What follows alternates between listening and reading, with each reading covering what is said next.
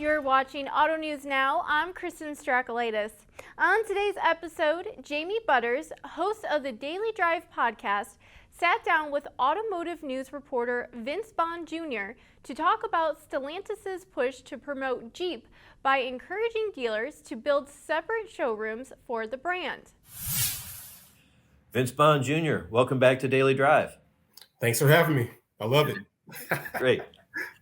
You had an interesting story in this week's issue. You wrote about Christian Meunier, the global CEO for the Jeep brand, pushing to get 300 Jeep-focused showrooms in the U.S.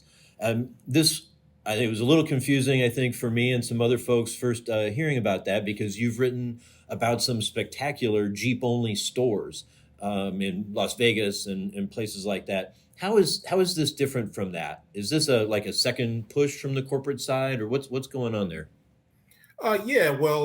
So as Jeep is really building those standalone stores, they're also giving dealers the option to also build that extra showroom onto their existing stores. And so basically what that does is just create that exclusive Jeep experience within the broader Stellantis store. So even when you go in there, you don't feel like you're next to a Dodge customer or a Chrysler customer. These salesmen are catering to the Jeep brand. They're experts in the brand. They're enthusiasts. And so they really know how to take care of that Jeep customer. So this is kind of a middle path for dealers. They don't have to spend millions of dollars to build a whole new Jeep palace, but they can still provide that really brand-focused experience because Jeep customers are such enthusiasts for the most part, right? Yes, exactly. I mean, and plus they're coming in there, they're buying Wrangler Rubicons and Gladiator Rubicons that when you load them up, they're $80,000, $90,000. So these are top of the line customers. And then when you add in the Wagoneers and the Grand Wagoneers, that's moving even higher into the luxury space. And so you really have to treat these customers differently and give them some extra perks. Mm-hmm. Well, you mentioned the Wranglers and the Gladiators. Of course, they get a ton of accessories. I would imagine these, nicer shopping environments really inspire customers to add on a few more things, or maybe they're talking to somebody who says, "Oh, did you know we have this now?" And probably is really beneficial. Did they talk about that at all? So I did speak with LaFontaine Chrysler Jeep Dodge out in Fenton, Michigan. And they actually have a big loaded Gladiator in their showroom. And it has tons of accessories on there, so you can really visualize what all these different parts do and how they look. And the extra piece is that you can actually drive that Gladiator. And so just giving people that extra experience within that showroom to see that, and then giving them a chance to actually drive it too. I mean, that can lead to some sales. Yeah. It's, with these companies that have a bunch of brands, they're always competing for resources internally and externally. I'm sure a lot of brand chiefs would like to be able to get their brand put front and center. It must be nice for Mr. Meunier to have the brand that has the clout to do that. Does it still feel like Jeep is clearly the most valuable brand in the Stellantis stable? Definitely. And just over the past, I would say, 8 years, they've really been pushing to make it a global presence. And that is happening. So Mr. Meunier did mention that they do have some actual standalone Jeep stores like across the globe outside of the U.S.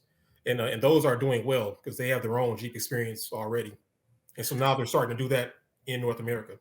Yeah, it's been, Jeep has been a puzzle for its various owners over the years globally because it has such a great reputation. It has a very American identity that's also a very positive identity. I think it doesn't carry a lot of baggage around the globe, but it doesn't always translate. Maybe not every market is as amenable to off-road driving or doesn't have enough people who can buy $50,000 to $80,000 SUVs and crossovers.